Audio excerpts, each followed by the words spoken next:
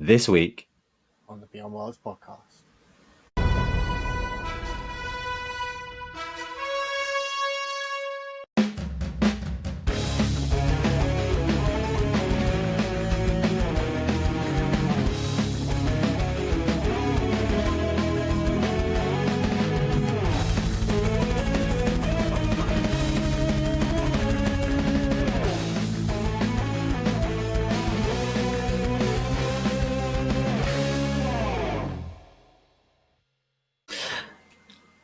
Hello, welcome back to another Beyond Worlds podcast. I am Wednesday Stephen, which is weird. it's new for us on a Wednesday, and Yeah. I'm Beyond Joe. And this week we are cut. Oh, I have to do that, don't I? I have to chuck that Yeah, in. thank you. You'll have just seen it. Yeah, we're not, but we are. So this week we're going to have a chat about season 3 of Invincible. It's just finished quite recently. It's last week. Yeah. Finale. I thought there was going to be another episode after that. I didn't realize it was just going to be 8. Yeah. But it's a good season. I was very happy. Very, very happy. Yeah, I never thought I wouldn't be after season 1 and 2, but No. yeah. So Right.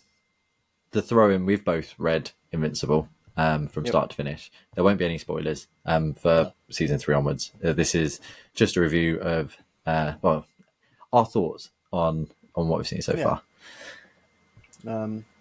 Like season 1 finished and I picked up the comics straight away. So that was always a good sign. So you hadn't read it either before season 1? No. Nope.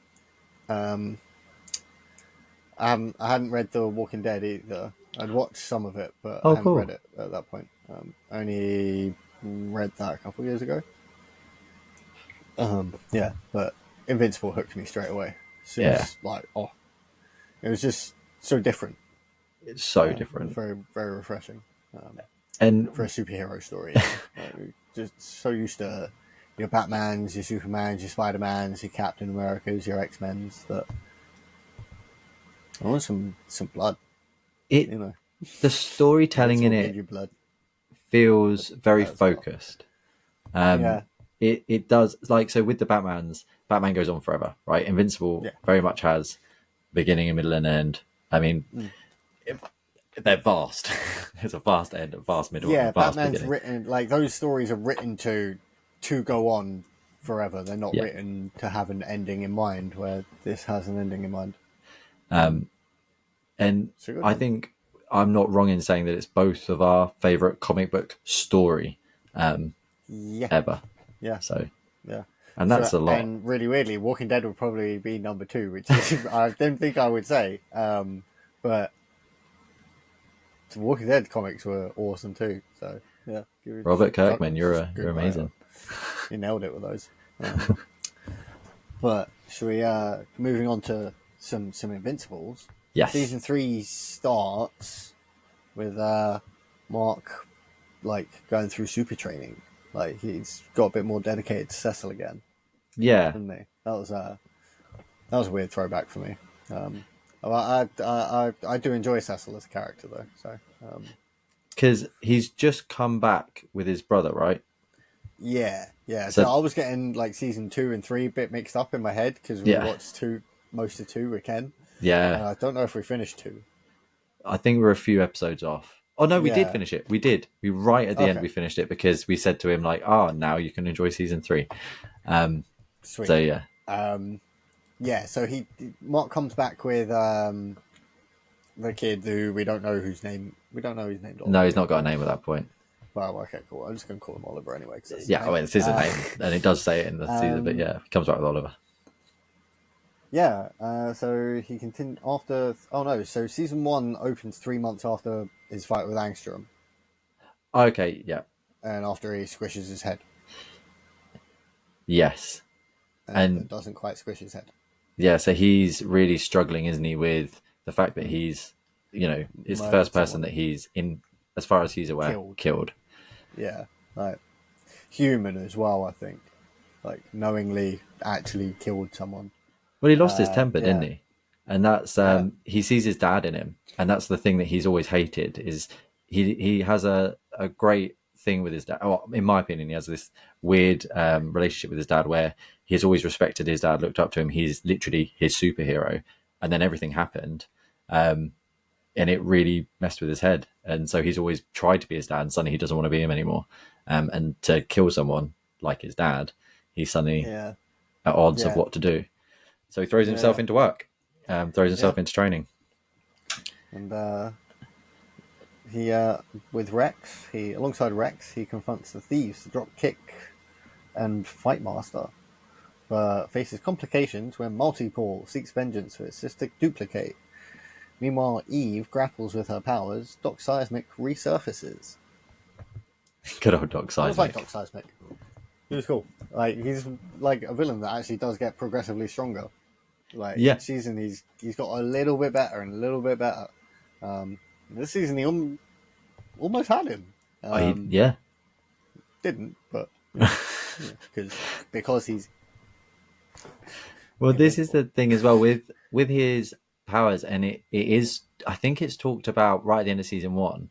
Right at the end of season 2, before we got into this, is that he doesn't want to use his powers because he knows he will just destroy people like with a punch. He's Spider-Man all the time, like, but probably on a much larger scale. Like, he knows that he could punch your head off if he really wanted to. So that level of muscle control that you've got to have is kind of nuts. Yeah, he's constantly holding back. But yeah, they're only saved by the Reanimen. Yeah, Cecil's cyborgs. Fucking. And that fucks with Mark even more, right? Yeah. Goes to confront Cecil because Super Cyborg Man, he's naughty. He should be in prison. Why the fuck's he making robots still, huh? Well, they're great and good. See, that part always made me wonder because it's like... But he's young. The guy isn't free. He's not like walking the streets. He's not able to just pop down to Tesco. Do you know? He is still in a basement. Like, so... It's like, no, you're doing this. You're going to sleep. You're waking up. You're doing this. You're not getting days off anymore. And Cecil says that these Reanimen have all donated their bodies. It's not like before where he was going around picking up people and turning them. Yeah. So...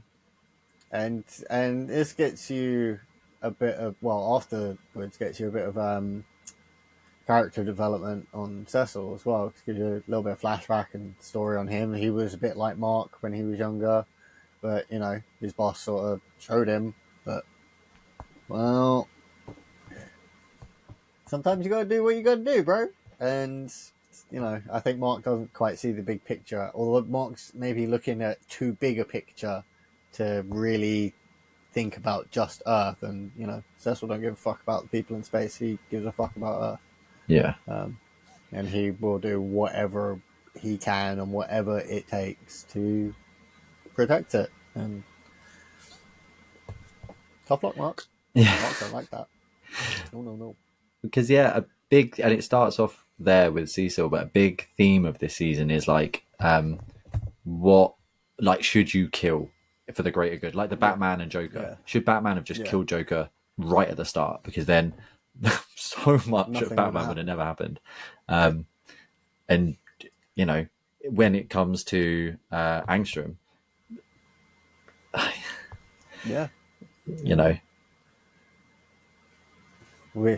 unfortunately Angstrom has crazy dimension powers and techno wizards. Yeah. Like even worse than wizards, they're like techno warlocks. Just like under his thumb. Because Mark doesn't seem to bring Darkwing back as well, don't they? Which yes, yeah. Darkwing too, and Mark's like, he killed people. Well, could be worse. Could have killed more people. He was killing bad guys, And problem. Cecil drops in the bombshell of, you killed Angstrom. You did that. You stranded yourself in another dimension. But I don't know how much Cecil knows, but you possibly would have fucked I mean, he did. Technically, Mark did fuck an entire himself. timeline. Because it's only the fact that that timeline's end came back. Eve obviously telling him, which was huge as well for that bit, that she loved him, which was oh fuck. That was a big thing. But yeah, that's what sets off a weird chain reaction for Mark as well, doesn't it? Yeah. I think, is it the first episode where he confronts her about it? Yeah. Well, yeah, he does, but because he does. I think he's too honest about it, and it doesn't end well because he tells her like, "Oh yeah, future, you said that you love me, and I have to make a choice, so I love you too." And it's like, wait, what? That's not me. And I think the weird thing is, I always think Mark and Eve probably both knew that they were going to end up together. It's just like when. Yeah. I don't know. There's just always that weird dynamic there. It was never like will they, won't they? It would just be like when will they? And yeah, I mean, it was kind of cool. It's nice that wasn't too much of a sticking point, and it wasn't like Mark finding out from the future sort of thing. That wasn't too much of a sticking point. It wasn't like dwelt on, and you have like 3 episodes of sort of thing, you know, which I quite appreciate. You get that a bit sometimes, and things quite happy for them. Episode 2, not really much goes on. It's just a bit more of continuation and finish off of episode 1, really. Episode 3 kicks up a bit. So when Oliver gets his first superhero suit, which is quite cute. But yeah, cute.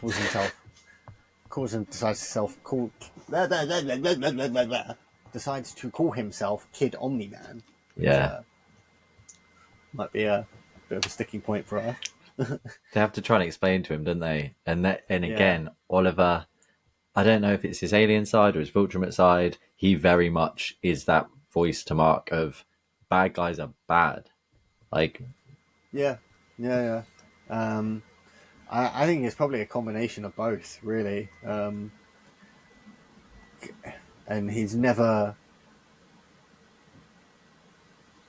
although he sort of did grow up as a human baby a bit, though, because of their extended life cycle, like their quick life cycles, we don't really know how long, like the youth development part of his brain would have been to gain, because he would have gained like a big mix of values, wouldn't he? And ideas, because of like growing up amongst 3 cultures. And he's always quite an interesting character. His character development is very cool, Oliver.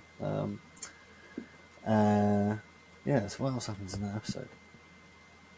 They thwart Titan's prison break, where Eve negotiates a familial acceptance of her heroism. I don't know what that means. Debbie tells Paul about Mark. Yeah. Mark wasn't happy, but it's just, I feel for Mark in this one because there's a lot of shit just like taken out of his control as well. Like that's quite a rough thing to. Well, for someone with so much power to be so powerless a lot of the time. Yeah, he's very human. A lot. Yeah, and that's thanks to Debbie. Like she has instilled that humanity into him. I mean, she instills humanity into Omni-Man. Oliver. I mean, she is the reason these Viltrumites change. Realistically, I think I miss my wife. Yeah, you know, he's Earth wifeys sort these alien dudes out. You know, like Vegeta, Goku. I mean, Chi-Chi didn't just succeed too well, but you know, Bulma did. Well, thinking about it, we've sort of skipped over. Now you're bringing this up. Alan and Omni-Man are in a prison during this time, aren't they? Because Alan was captured at the end of the last season. Next episode. Yeah. But yeah, that's what comes up next. Cool. Yeah, they're still in Viltrumite prison. Omni-Man's getting a little bit stronger again. It's just about to be executed, I think. Yeah. And he's waiting. He's ready for this execution. I don't. Yeah, he's just like quite get why. Yeah, I think he probably just accepted that it was futile because he knows the Empire, and didn't think Alan would be anywhere near as Alan as he is, and but didn't expect no battle beast turning up. Like I'd love to know how Battlebeast got there. it's battle beast. Yeah, It didn't like in season 1. He just jumped off the planet. Why? Could have Battlebeast. Just floated through space until he found someone. Can you kill me? Which is he's funny. I was trying to think if in season 3 Mark figures out much of the Nolan book stuff, because I know that was one of the last things he said to him. I don't think it ever picks up on that much. No, so at the end of season 2 is when he sort of gives them to Alan, I believe, and then that's not picked up again just yet. It's sort of shelved. That'll be coming up. But it's interesting though. That'll be good stuff. And there, but we do have the beginning sort of episodes where Mark gets pulled into the future. Yeah. So and drop kick and fight master. Yeah, who are voiced by new person. Where was it? I had some of this. Oh shit, lost it. Oh well. Ha. Whee! Where are these new voice actors? I think they're cool characters. Yeah. That's because there was some cool ones. There was some cool. So they're voiced by Zolo. I can't pronounce his surname, but he is from Cobra Kai. He plays cool. one of the guys in Cobra Kai. Yeah, I'm pretty sure. He's been on game nights a few times, the Magic Card Show. They take him to the future. The lore of why they nicked the Declaration of Independence is pretty hilarious. Yeah, that was funny. To take the ink. I mean, it's nonsensical, but so is the fact that this overlord sort of thing. So they're doing anything they can to defeat this unknown emperor at this point. Yeah, but Mark kind of sort of figures out just beforehand that it's just the immortal. Yeah. It's just still there. Yeah. Thousands of years there. I'm still alive. Still broken. But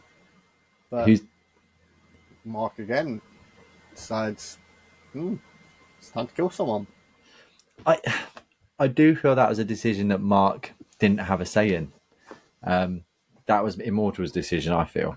And I think it was a bit of both. I think Mark probably felt pity for him a bit.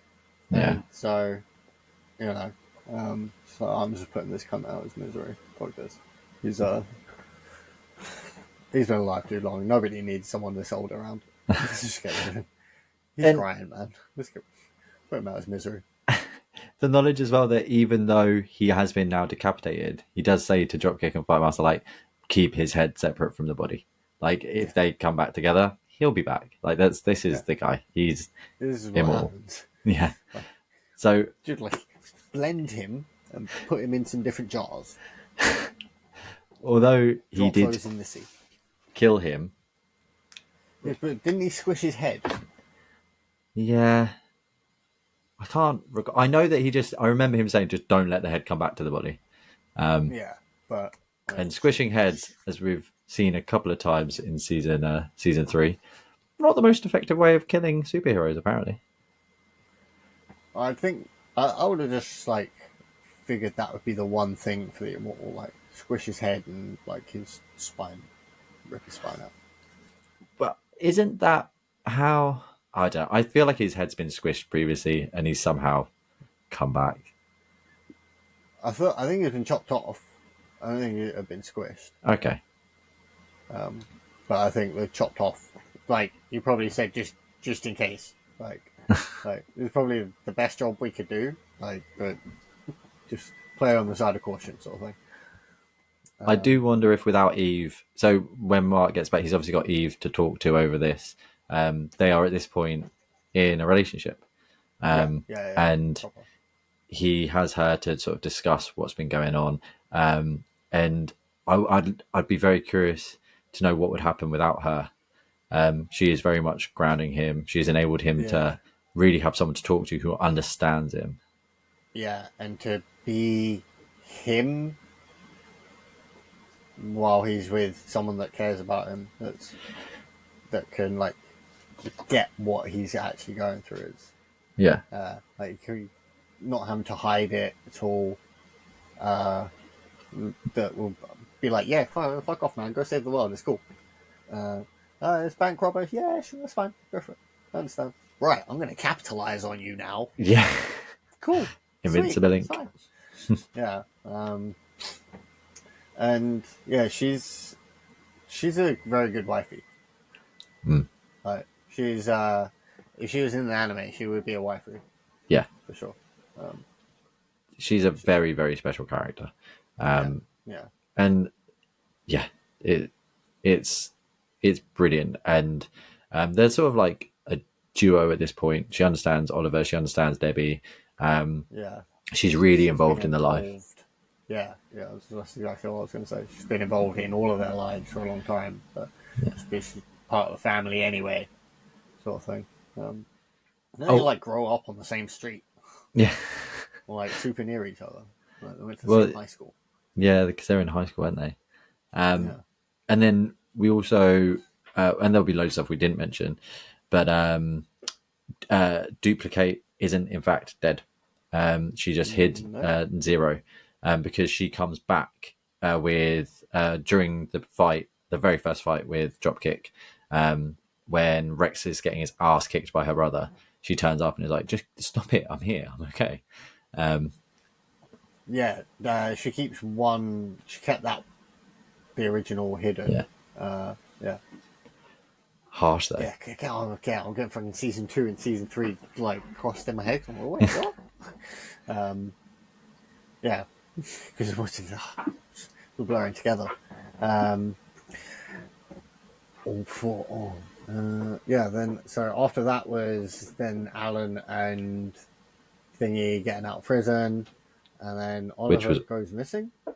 Yeah, them getting out of prison is really cool. Yeah, that was fun because they fight Viltrumites, and so does Beastmaster, and Alan basically mind fucks Omni-Man, which is brilliant because he pretends he's getting his ass kicked. Well, he lets him get his ass kicked just so that they will then so that Omni-Man comes to his rescue. Yeah, and then he's like, "Nah, I'm just playing. Come on, that's good." Yeah, that was cool. It's just Beast just out of nowhere. Did you notice the Aaron Paul cameo? What was his name? He was like the shocky dude. Powerplex, that's it. That's a sad story. And that was... I just don't get his character is really heartbreaking because he's so obsessed with losing his sister and his niece that he forgets his own family. And his wife is constantly egging him on. He tries to stop so many times. So many times he tries to walk away and he's just like, it's not going to happen. I'm not going to get Invincible.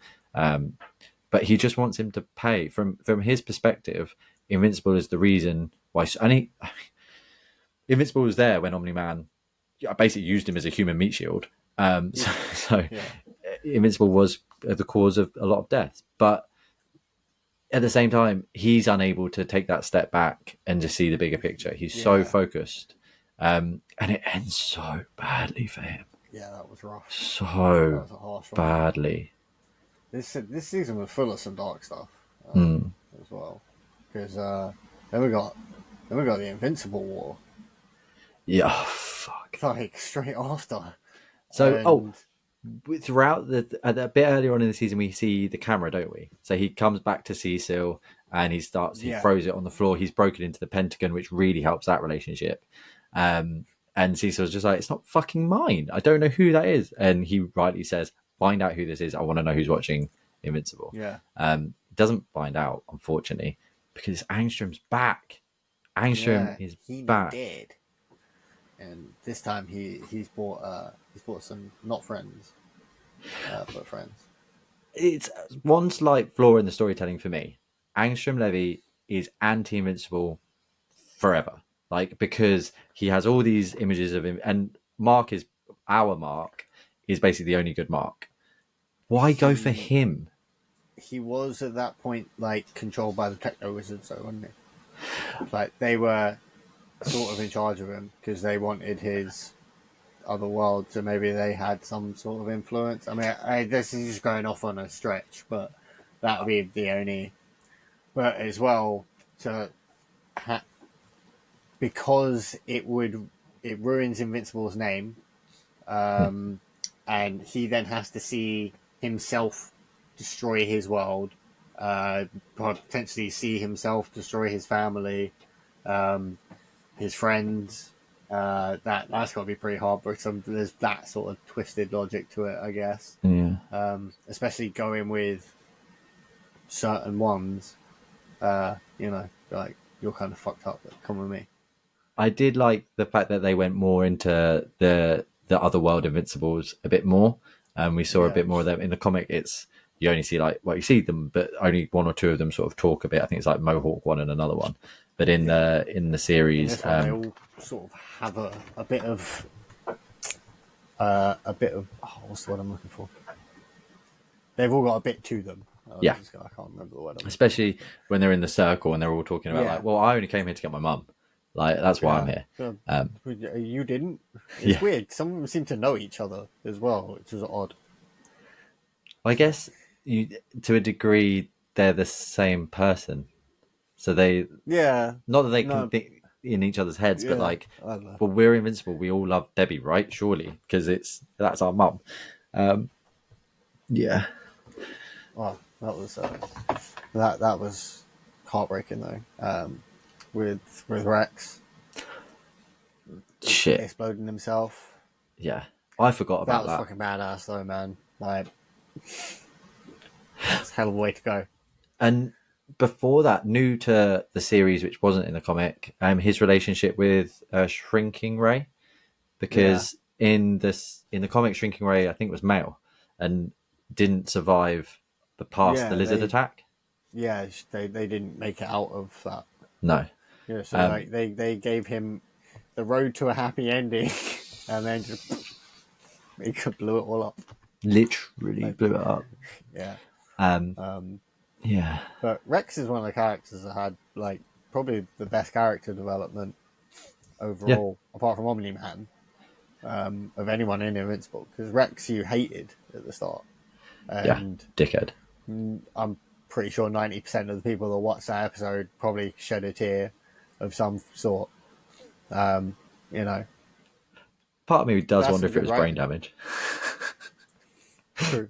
But it's irrelevant. I mean, even before that, though, he'd had a big change of character. You know? No, you're right. It definitely sort of realized he was a bit of a jackass, and then he just like super realized it. He was sort of coming around. He was still just a bit of a showboat, but he meant well by it instead of just being an asshole. The dinner date he did for Shrinking Ray was just incredibly touching. Yeah, that was super cute. No. It's just friends dinner. Yeah, it's cool. And he doesn't try and get in her pants. He's just like, this is. It shows just some good. It's really good writing, really good character writing. Yeah. So like he gets a fair amount of screen time, and there's a fair amount of screen time, but not a whole lot. And for him to make you feel that change and see that change in such a short space of time is quite remarkable. Yeah, it is a very sad end, and they made it even more touching through that. They just really cemented that character development with that relationship. But the whole Invincible war was just, fucked. It's kind of lucky that you didn't have to take out all of them. Yeah, because they got a few, but then Angstrom's just like, oh, fuck this, man. You guys are annoying me now. Get lost. Right? Yeah, they turn on him, don't they? Yeah. Oh, yeah. And then it's like, go, pew, new dimension. Here's a desert. Back you go. I'm going to do it Yeah. myself. I have these weird little eyeball things.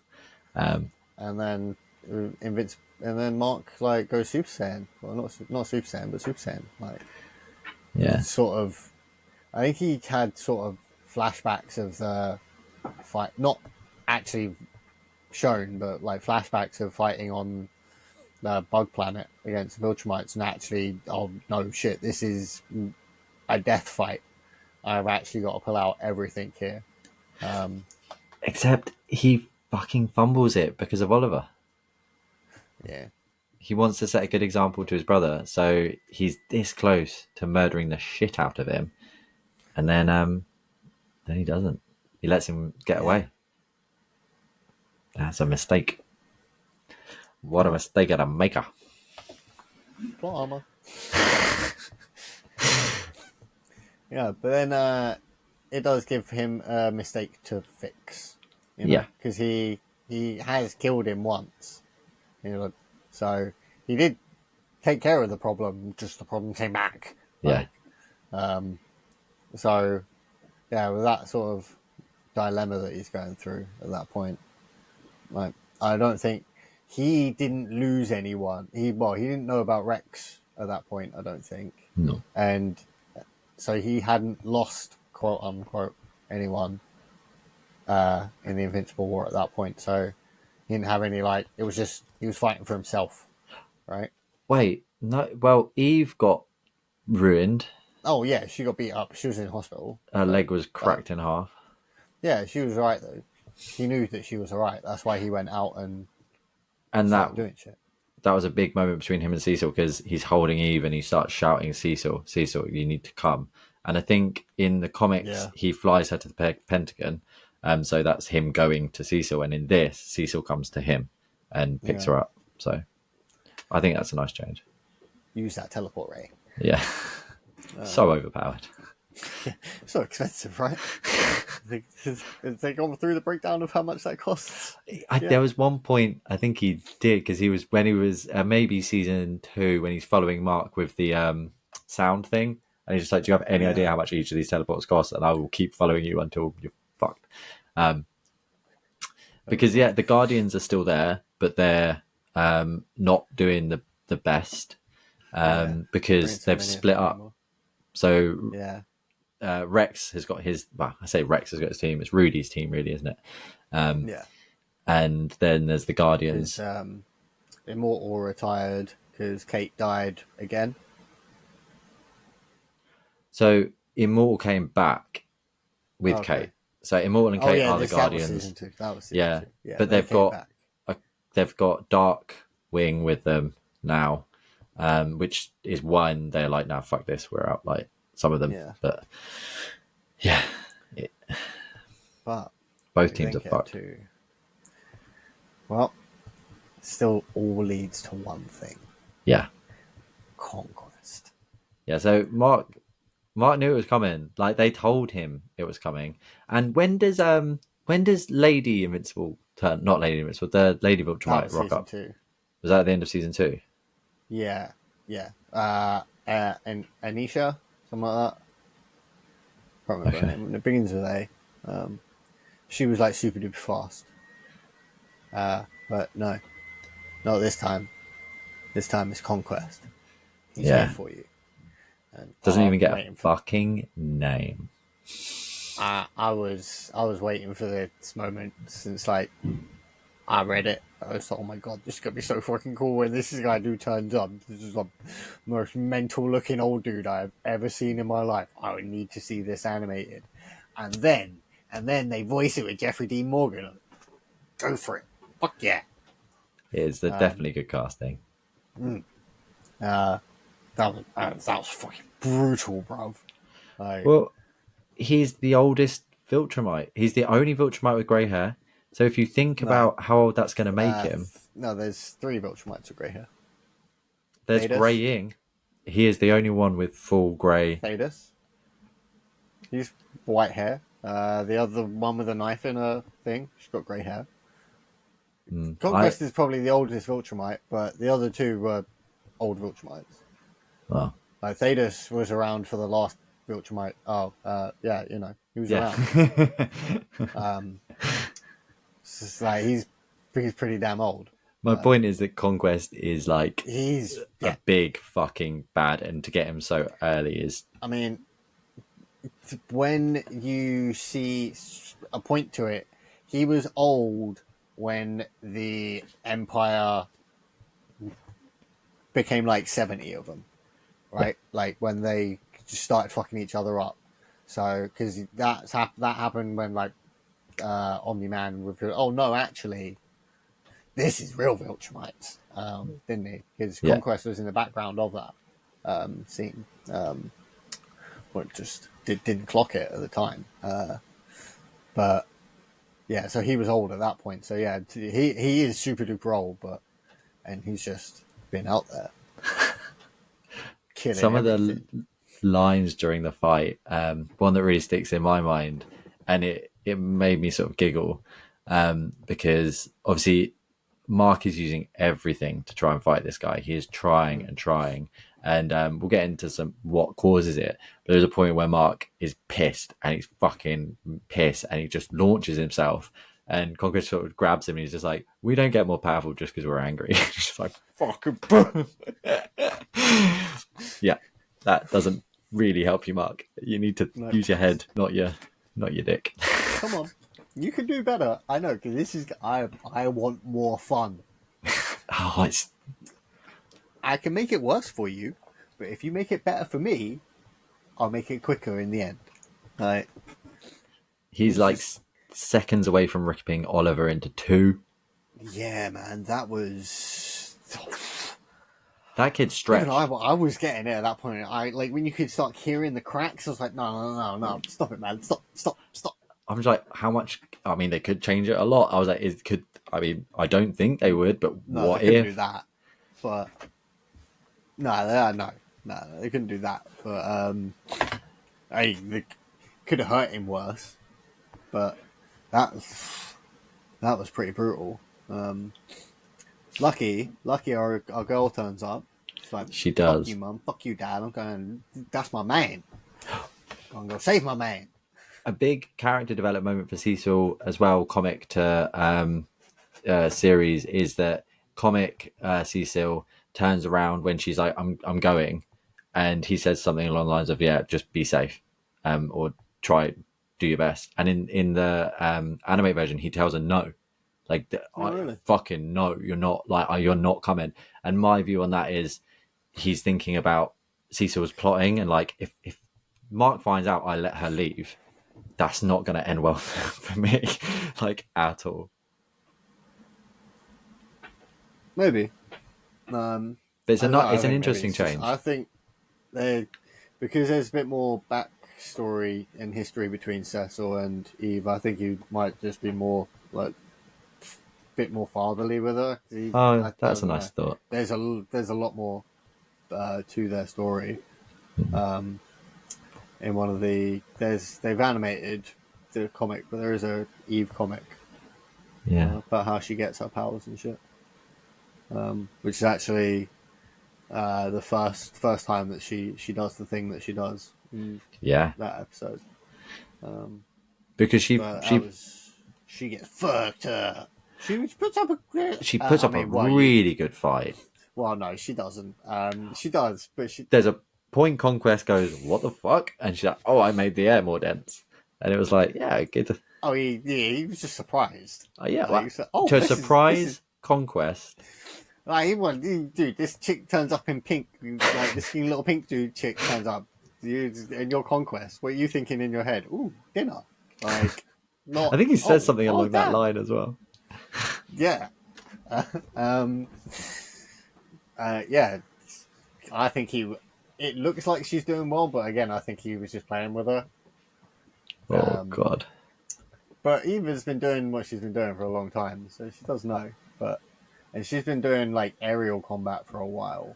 So, well, I mean, it's Conquest, so it doesn't matter. He fucks her up which Mark is just like thinks she's dead at this point, doesn't he? Yeah, well, I mean, I'll be honest. I Everyone, couldn't yeah, fully remember the comic. To all intents and purposes, she was dead.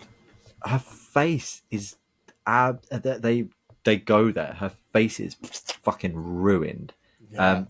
Her stomach has a conquest fist-sized hole in it.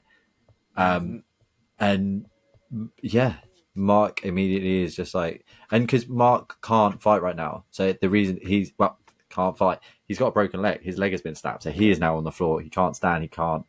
But Can't do nothing. Yeah. Well, he could try and fly, but not very well. Comes back somehow. Just, I mean, we don't get stronger when we're angry, but apparently Mark does.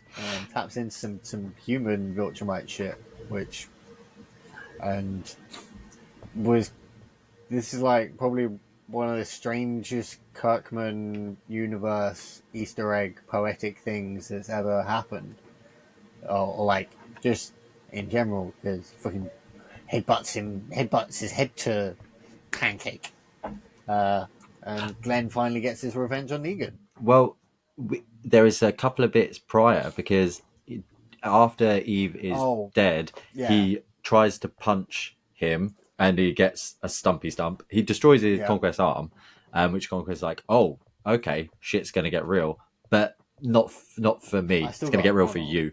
And he does fuck up Mark. Mark then starts thumping him. He gets him on the ground, starts punching his face in, and doesn't he break his arm then? So Mark has nothing left. Yeah, he's broken both his arms. One fist is a stump. Well, it's like, meh. And then the other arm's broken, and he's just like, you got nothing left. Okay, poof, poof. And just we've also missed because it's such a good fight. Everything just mangles, but Mark is actually the one on the ground getting bumped to shit by Conquest, and that's when Eve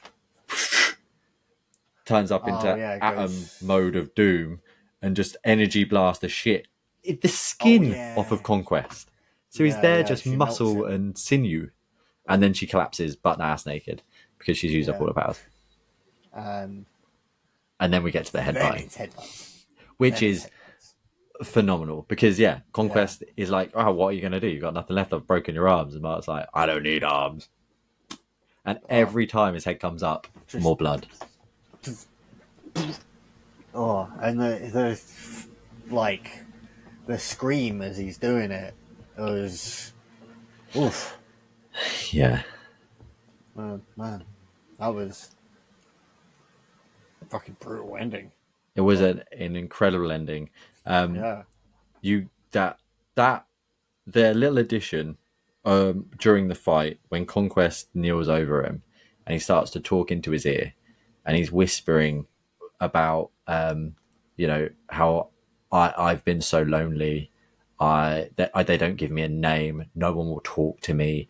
They send me on mission after mission to kill and kill and kill. What a speech. Chills, man.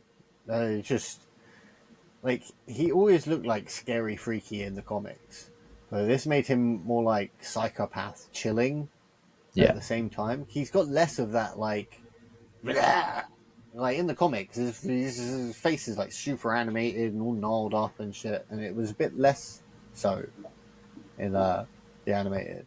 I think it made him more scary. Yeah. So he's like I said, more chilling. And then backs it up with just raw power at the same time. It's like if Broly got old. And then with Conquest finally down, finally in a puddle of goo. Mark worms his way, no limbs properly working, to Eve, where he just collapses. Yeah. And then all the Guardians just pop up. Great timing, guys. Thanks for the help. Thanks. I mean, it's not like they would have been able to do anything. Nah, they'd have got absolutely fucking destroyed. Dude, but some of the points of where Conquest was just dominating Mark, like where he just he omni-manned him like through Brazil or And whatever. that's new again to the animation. So it originally comic, it's on a US battleship, and for one reason or another, they decided to just fuck. Yeah, There was it sticks in my brain. There's a dad walking with his son, and then dad is gone, it, and in the the son's arm. just got the fucking Yeah, oh. and that was right up close as well. So I was like, "Oh man, what's gonna happen? What's gonna happen? Is that kid going?" Oh no, okay, no, the kid's not going. Honestly, I think it's worse. I think if the kid had gone, it would have been an instant for him. That poor Oh kid is. man, right? Whoa. And making Mark see it firsthand yet again, like literally face first. This is what is happening to your planet. This is the people you're trying to protect, the people you're supposedly wanting to help. Jam. Mush. Jam. Well, we do get a little weird part of at the end, didn't we? Though, did it show conquests? Yeah. So we get a nice little Wrap up. a tie down of the season. Yeah. Mark wakes up in the hospital. He has a conversation with Eve, make sure she's okay. He tells her he wouldn't know what he would do if he lost her. They actually get it on in the comics, but they've toned that down. And so, yeah, mum and dad come in. Debbie massively apologizes to him for basically bringing him into the world the way she did, and Mark's like, "Nah, thanks to you, I'm as human as I am." Yeah. So that's what we were talking about at the beginning, weren't we? Like, Yeah, Debbie makes them all who they are. yeah. He has the conversation with Oliver in hospital, and it's pretty intense there, where he turns around to Oliver and is like, "Mate, you were right. I can't let these people live. This is more and more people die, and I'm not going to do it anymore. I'm going to start making the hard choice." Yeah. The thing is, we never really actually kind of get an idea of how old Oliver is, do we? Because at this point, he's not a year old yet. oh yeah, Jesus. Yeah. But he's just because of the bugs.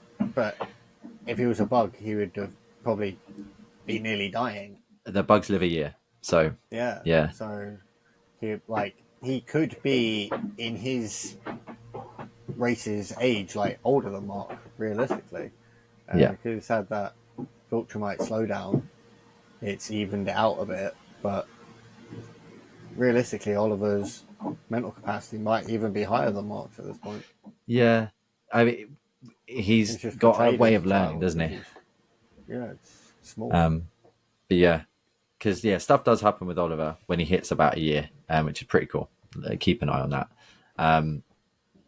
But yeah, it ties up, like they go to Rex's funeral, which again, really, really touching. How Rudy then says that he's changing his name. So he has a robot go up on stage because he physically can't talk. He says, like, I couldn't do it. Yeah. You get, what's that girl who ages? I can't remember her name, but she turned...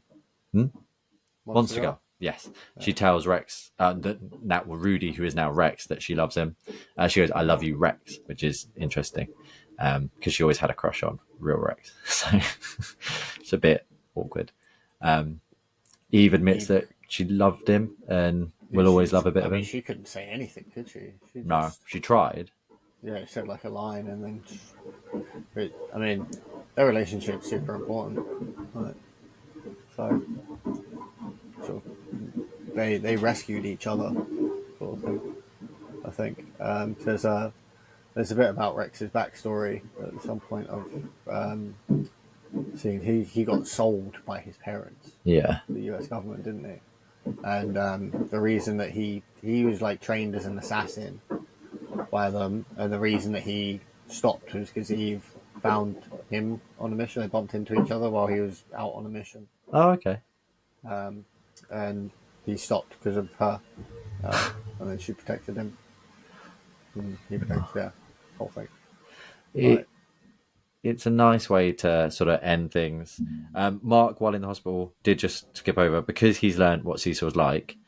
He does say, "Show me Conquest. Where is he? I want to see him now." And Cecil shows him a body. in a bag. It's not Conquest though. Conquest Space. It's just it's a double, because Conquest is somewhere else. We find out in the end sort of credit-y bit. Even during the fight with Conquest, you see that he's making Reanimen out of the Invincible bodies, don't you? Oh shit, that's what that was. Yeah, that's why he was like, it's taken ages to get through their skin. I totally forgot. Yeah, he was trying to make Invincible Reanimen. Oh shit. He's gonna flip a lid, isn't he? He's not gonna be happy. So yeah, we see yet again Cecil fucking Mark over by making the absolute. This is one of, in my opinion, Cecil's biggest, most stupid fucking. Like, he saw what Conquest did. The problem is Mark could destroy the planet if he wanted to. And if you had 19 Marks that are guaranteed to listen to what you say versus the one that won't, would you not do it? No, I get the Invincibles. I understand them. The Reanimen. Oh, Conquest. No. The Conquest thing, that's what I don't get. But if Mark couldn't have killed it, if Mark couldn't kill him, then what the fuck else was he meant to do? Like, literally, what else was he meant to do? But Mark brushed his brains in. Like, it was, but they at that point, they could have cut him into pieces. They can get into the Invincible Reanimen. They've cut them up. They said it takes ages. There's things they could have done, and instead they put him into tungsten. The thing is, again, then that may have taken longer, and Mark might have found that out. And Mark's Mark, he would have jumped to conclusion thinking you were trying to make Conquest a robot. Yeah, like it instead of just escaping. I just think that was dumb. But I mean, who knows what's going to happen with that story? I mean, we don't. It's not like we read the comic or anything. No. But I mean, well, it's fucking trapped under a fucking mountain, right? Yeah, but again, he's a fucking Viltrumite. They've seen time and time again that these guys. They're so weird, man. Their feet are so odd. Like, they're flying through space, across the galaxy, like across the universe. They control the universe, right? Yeah. It's not just the galaxy. Everyone knows who they are. They are feared everywhere. What? There's only 50 of them? Yeah, but no one knows that. That's the other trick about the Viltrumite. Yeah, we know it now. But the universe doesn't. Their logistics must be crazy. Yeah. But that's why they say, like, when they do escape the prison, and he's just like, oh, no one's coming. No one's. Oh, yeah, no, we're good. Don't worry. Yeah. We just cut their army down by, like, a good chunk. Yeah, we did good. Yeah. But yeah, so in theory, we don't have to worry too much about Conquest, but we do have to worry about Angstrom. He's got his new arm. Got to worry about, I mean, if someone is telling Conquest what to do, and Conquest is listening, we would worry about them people. Yeah. Like, them Viltrumites have got to be fucking, what? How strong are they? Yeah. And then the last scene, completely new to the animation, and that's Damien Darkblood is back. Hello. Demon Boy. Demon Boy. Interesting. Yeah. I'm very curious to see what happens, because genuinely not a clue what's going to happen with this storyline. It's new. It's supposedly one that Kirkman wasn't able to get into the original series for one reason or another, the comic series. So it's going to be new to the animation. So I'm very excited. That'll be interesting. Oh, excuse me. Yeah, I mean, hey, man. Mark's fought everywhere else. So let's see him fight some angels and demons.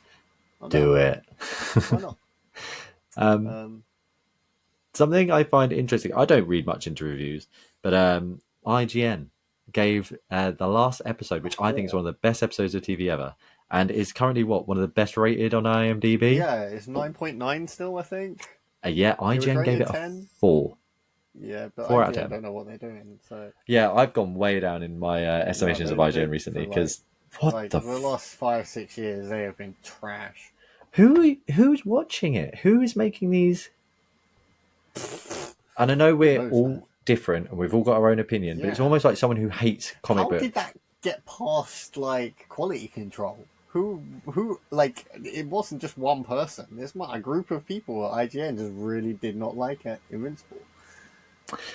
Well, Like, daft, because that last episode was fire.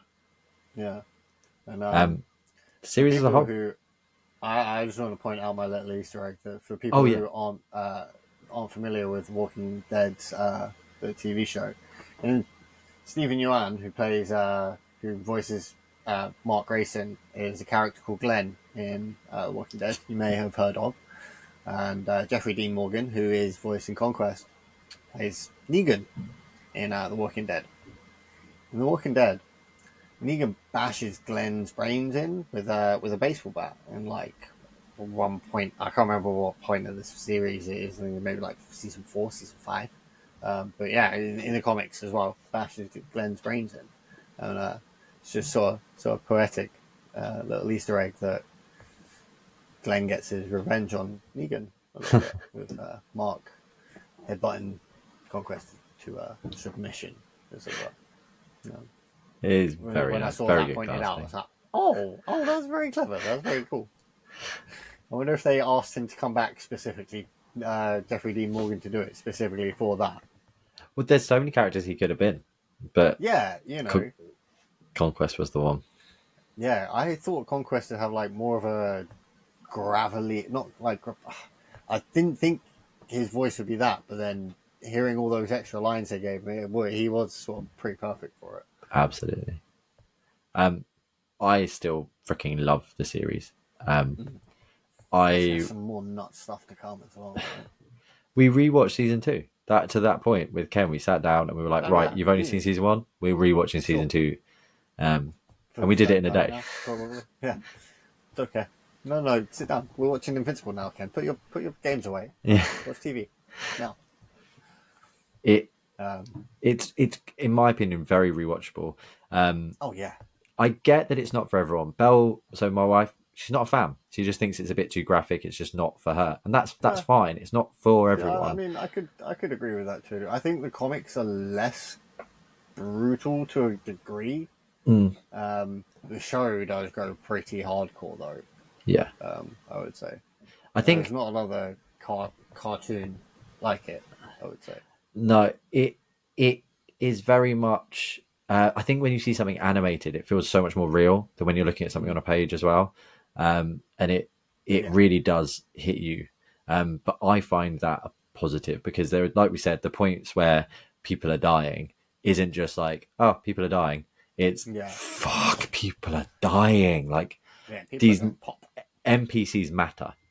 Like you feel for all of these characters. They're not just humans walking around getting absolutely mushed, because every single one of those will live with Mark forever. And it's touching. Fair. Yeah. Love it. Overall, 10 out of 10 season. Yeah, I'd agree with you completely. There's nothing I would change. No. I make it longer. I mean, it ended in a perfect place, but I just that guy once more. Although them ending it there, you can't have a finale after that. No, like it wouldn't work. So cool. Yeah, sure, fine. I understand. You gave me what I wanted. I'm happy. We're gonna have to wait. Yeah, but this season came out much closer to season 2 than season 2 to season 1, so I'm cool. And there was no break this season. No, it was very nice. Yeah, because that happened with season 2, didn't it? And I think season 1, I feel like, because I think that's when I read it was the break in season 1. Oh, maybe. Oh, yeah. I may be wrong, but I feel like I needed more at that point. So, correct us if we're wrong in the comments. I reckon Amazon will be like, no, go. Oh, how many more shows can we make about these other characters? We'll probably be getting a mini Invincible verse. Yeah, that the animation quality in that last episode as well was out of this world. They spent some money there. They did all the good tricks on the earlier episodes, which they tell us all about. Yeah. I mean, I reckon there'll be like 3 more seasons probably. Right? We're about you reckon we're about the halfway point or a third way through? There's some weird parts coming up. I think with the fact that they're adding stuff, we could get It's going to be I'm pretty sure that they're going to continually getting funded. Oh yeah, but this is Amazon. They don't stop. It isn't like Netflix where if you have a bad season you're cancelled. Like Amazon's like, oh no, cool, we've already given you the money, you might as well just make the next one. See how it goes. No, okay. No. I think if you're listening to this, you will have watched Invincible, so you're already on the bandwagon. If you've got this far and you haven't, then just give it a go. The storytelling in it is so worth it. No. Oh yeah, it's got some of the best character development. Like it makes you feel for everyone basically. Like even villains, you get super connected to, and you always want to see more of them and see who the next wacky person is. It's Kirkman's a very good writer. Yeah, he's very very good. And I'm trying to think of things to say, but I mean, without giving away too much things about it. No, what I will say is, if you're enjoying it up to this point, and you're maybe on the fence, or you're like, oh, it's good, I'm happy. If we're at a 11 right now in terms of wow, this is amazing, Invincible goes to 100. It just does. This isn't the peak. Not even close, in my opinion. And it doesn't plateau. No. There's no point where it drops off and it ends great. Yeah. It's better and better and better. And we will talk about it again. So join us at season 4. We will definitely be talking about it then. I'm probably going to be rereading the comics. I will not be talking about it. So. Yeah. We hope you liked this episode. If you're a fan of Invincible, let us know down in the comments. We'd love to hear what you have to say. If you think we're wrong about what we're saying, let us know. If we've misspoke, let us know.